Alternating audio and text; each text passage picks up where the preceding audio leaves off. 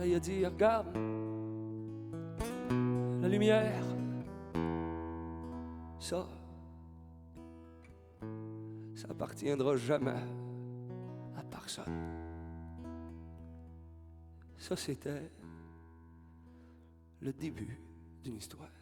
Fred Pellerin, De peigne et de misère, c'est un beau titre de spectacle. Qu'est-ce que vous essayez d'évoquer avec ce titre-là? Bien, Le peigne et de misère, d'abord, c'est les histoires du barbier du village. Fait que le peigne est là dans sa portion intervenante au niveau du capillaire des gens du village. Puis Méo, le barbier du village, s'appelait Méo.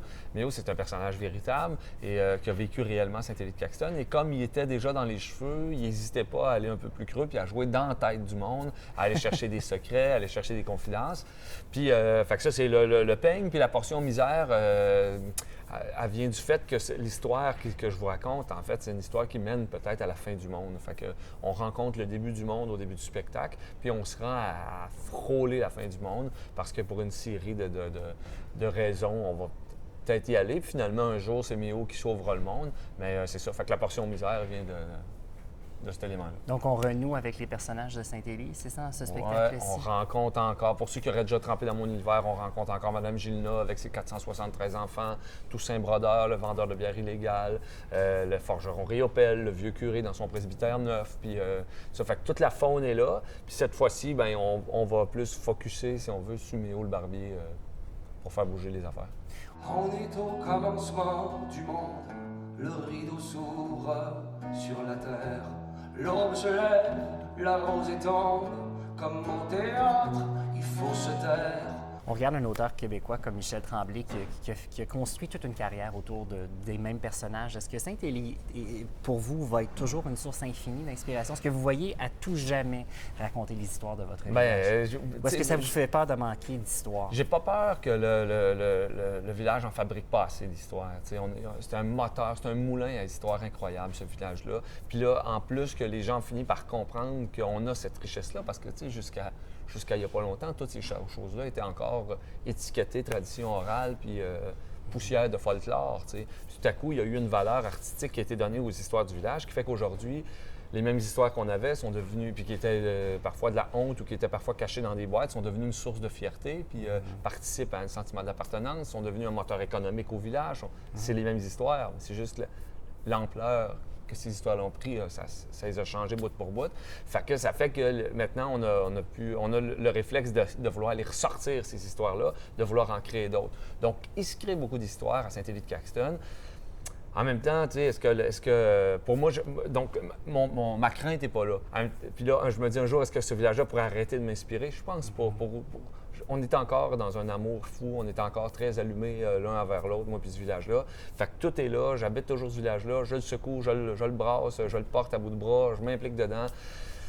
Pour le moment, il n'y a aucune cassure possible. T'sais. Après, ben, je sais pas, je pourrais tomber en panne d'inspiration, mais ça ne serait pas la faute du Caxton, ce serait la faute de mon inspiration. Les petits villages ont aussi leur part de secrets. Est-ce qu'il y a des choses qu'on ne peut pas raconter? Est-ce qu'il y a des choses que vous saviez que vous devez éviter, qu'on ne peut pas raconter? Ben oui, il y a des tabous comme partout, tu sais. Puis je les respecte beaucoup, ça. Puis cela dit, il y a même des choses que des fois je peux penser qu'on peut dire, puis qu'après ça, je vais valider auprès de la famille, puis on me dit « Ah, ça, on aimerait mieux que tu le dises pas. » Parce que je vous leur dis, mais tous ces gens-là sont des gens véritables. C'est des gens. Méo, dont je vais vous parler ce soir pendant 1h30, il est décédé en 93. Sa mémoire est encore très vive. Les gens en parlent. Les gens s'en rappellent. Il y a encore des gens qui ont des cicatrices de s'être fait couper les cheveux par lui, parce que des fois, il passait droite et il enlevait un bout d'oreille. Fait que c'est encore très, très présent. Fait qu'après, quand je construis un spectacle comme là, c'était le cas sur Méo le barbier, bien, je vais voir sa famille, ses enfants.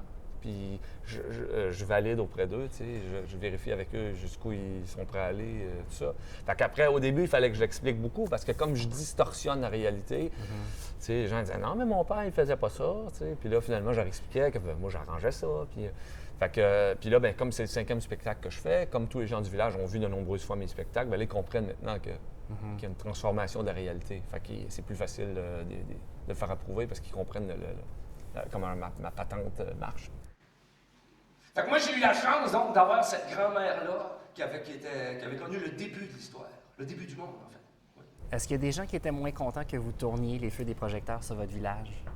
Ben non, parce que ça a Qui aiment beaucoup... ça vivre en paix, mais qui se sont dit tout d'un coup, là, c'est devenu, comme vous avez dit, un moteur économique. Les gens se Ouais. déplacent pour y aller. Ben oui, l'été passé, il y a eu 60 000 visiteurs dans le village, qui compte 2000 habitants, qui n'ont aucun intérêt touristique au niveau architectural ou au niveau du stade de hockey, là, du Colisée de hockey. Je veux dire, on n'est pas dans ce zone-là, on est dans quelque chose à part, quelque chose qui se crée dans la tête des gens. Les gens, ils viennent voir le village pour revoir ce qu'ils voyaient quand ils étaient assis au spectacle de contes, tu sais. Fait qu'après, ben on le joue bien doucement, on fait bien attention. Si ça arrivait du jour au lendemain, là, qu'il arrive 60 000 personnes, je serais inquiet. Mais c'est venu tranquillement, ce qui fait qu'on a pu développer notre patente puis choisir les zones avec lesquelles, choisir les choses avec lesquelles on était moins à l'aise. T'sais. Ce qui fait qu'aujourd'hui, le village est préservé dans sa zone paisible. Il y a des touristes l'été de 10h à 17h. À 17h, il n'y a plus rien à faire. Si tu veux rester à Saint-Élie, tu peux coucher. Il y a 4 chambres au presbytère à 2 personnes par chambre. Ça veut dire qu'il y a un potentiel à 8 personnes qui restent, plus que les heures d'ouverture. Fait que, tu sais, ça redevient très calme.